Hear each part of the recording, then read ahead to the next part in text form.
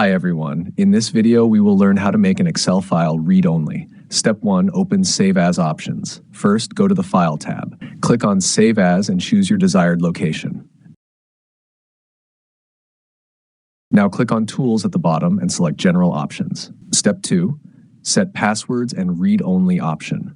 A dialog box will appear. Here you can set password to open, required to open the file, password to modify, required to make changes. For example, enter 123 as the password to open, enter 12345 as the password to modify stored. You can also tick read only, recommended. Click OK and it will ask you to confirm the passwords.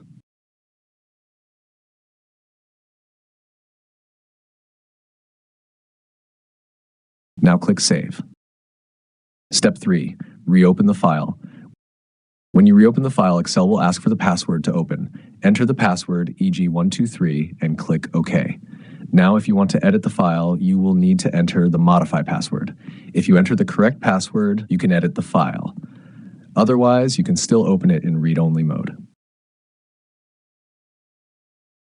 Important note, if you open the file as read-only and make changes, you cannot save it with the same name.